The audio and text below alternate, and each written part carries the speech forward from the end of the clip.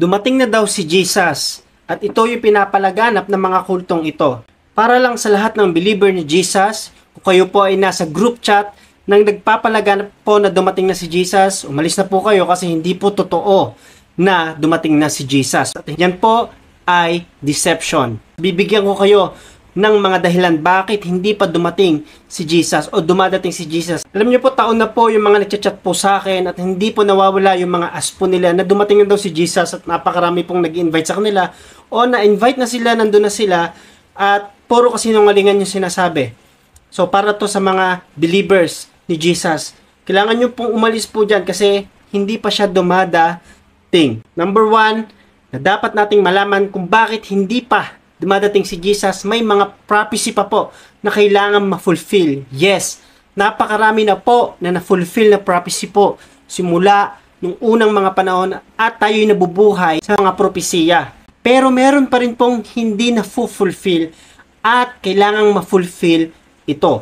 Tulad na lang po ng rebuilding the third temple, yung pag-rule ng Antichrist, yung Great Tribulation, yung Battle of Armageddon. Kasi marami pa po ang ma-fulfill na prophecy. Sabi ng 2 Peter 3:9, hindi nagpapabaya ang Panginoon sa pagtupad sa pangako niya gaya ng inaakala ng ilan. Kailangan maisakatuparan po ito. Pagpapakita to na sa dami po ng kasinungalingan at pagpapahiya po to sa kaaway kay Satan at sa mga tao na patuloy pong nagmamatigas na ito yung pinagtatawanan noon. Ito yung pinagtatawanan ng mga mangangaral. Ito yung mga napapanood na video pero hindi pa naniniwalaan. Ipapakita pa po ito ng Panginoon sa mga tao sa kinapal bago po siya dumating. Isa na rin po dito mga kapatid, yung rapture. Alam ko po, sawang-sawa na po yung iba sa mga pagpapakinig po nito, lalo na po sa mga followers po ng page po. Sabi ng 2 Corinthians 15:51 to 52, in a twinkling of an eye. Ngayon, ito yung sinasabi ng 2 Peter chapter 3 verse 10. Ang araw ng Panginoon ay tulad ng isang magnanakaw. Sa araw na iyon, biglang mawawala ang kalangitan na may nakakapangilabot na ugong. Masusunog ang lupa at mawawala ang lahat ng nasa lupa. Ito ang itsura ng mundo kapag dumating si Jesus. Wala pa pong naglalahong lupa. Maganda pa yung lupa. Wala pa pong nasusunog na mundo. Pero papalapit po tayo dyan. Inihahanda yung mundo na ito. Kahit yung mga kaguluhan nangyayari po ngayon sa bansang Israel, sign po yan na we are living in the last days sa mga propesiyang ito. Pero hindi pa tuluyan dumadating si Jesus. Pangalawa, nakatunayan na hindi pa dumadating si Jesus, hindi po secret ang second coming of Jesus Christ. 2 parts po kasi yan. Yung rapture, sa mga believer lang po, biglang mawawala. Pero sa second coming of Jesus Christ, hayagan po ito. Hindi lang sa selective groups and religion. Makikita po ng sangkatauhan ang pagdating ng Panginoong Hesukristo. Sabi ng Matthew chapter 24 verse 30, pagkatapos makikita sa langit ang tanda ng aking pagbabalik. Kaya nga po marami pong mga eschatologists na tumitingin po sa kalawakan, sa atmospheric heaven, kasi nga po, isa yan sa tanda. Pero darating ang panahon sa second coming of Jesus Christ na lahat po ay makikita siya. Sa anong kaparaanan? Sa live streaming, social medias, AI, yan po ang gagamitin. At ito yung katunayan na hindi pa dumadating si Jesus kasi hindi pa nakikita ng lahat. Fraud lang po yun, panloloko lang yun na dumating na si Jesus sa mga group chat. Umalis na po kayo kasi kulto po yan at mga antikristo yan. Sabi ng 31, sa malakas na tunog ng trompeta ay ipapadala ko ang aking mga anghel sa lahat ng lugar sa mundo upang tipunin ang aking mga pinili sa lahat ng mga hinirang. May magaganap pa po sa second coming ni Jesus.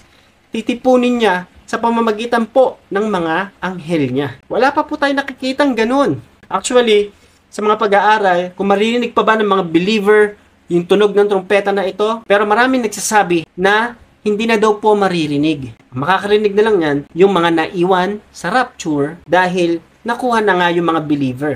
Titipunin yung mga mananampalataya ng mga anghel. Sabi ng Revelation chapter 9 verse 11, pagkatapos nakita ko nabuksan ang langit at may puting kabayo nakatayo roon. Ang nakasakay ay tinatawag na tapat at totoo sapagkat matuwid siyang humatol at makipagdigma. Parang nagniningas na apoy sa mga mata niya at marami ang mga korona niya sa ulo. May nakasulat na pangalan sa kanya na siya lang ang nakakaalam kung ano ang kahulugan. So literal na makikita si Jesus Christ po dito dahil nakita po ito sa vision ni John. Ito yung patunay. Hindi pa dumadating si Jesus. Once na nagpakita si Jesus, maraming magaganap po. Buong mundo ang makakaalam. Alam niyo mga kapatid, huwag lang tayong magiging mainipin. Kasi hindi lang ang pagdating ng Panginoong Hesukristo ang hinihintay natin. May layunin ng Diyos. Bakit niya dinidelay? Bakit niya pinoprolong? Sabi ng 2 Peter 3:8, 1,000 taon sa mga tao sa mundo, isang araw lang sa Panginoon. Sobrang iksi lang. Kasi binibigyan pa niya tayo ng chance. Huwag tayong magiging selfish na tayo lang nakakaalam. Kaya nga hindi alam po ng iba ito na darating si Jesus. Kasi ayaw ni Satan na magsisi ang tao, gusto niya makasama sa dagat-dagatang apoy. Sabi ng 2 Peter 3:9, ang totoo, binibigyan lang niya ng pagkakataong magsisi ang lahat sa mga kasalanan nila dahil ayaw niya mapahamak ang sinuman. Yun ang masasabi ko sa inyo mga kapatid. Kailangan natin magpakasigasig. Malapit na po. Hindi natin alam kung kailan, anong taon, anong oras, anong panahon. Pero malapit na pong dumating ng Panginoong Hesukristo. Ano yung ultimate na dahilan? Bakit hindi pa siya dumadating? Binibigyan niya tayo ng chance. Makapagsisi yung iba pang mga tao. Kalapit sa Kanya.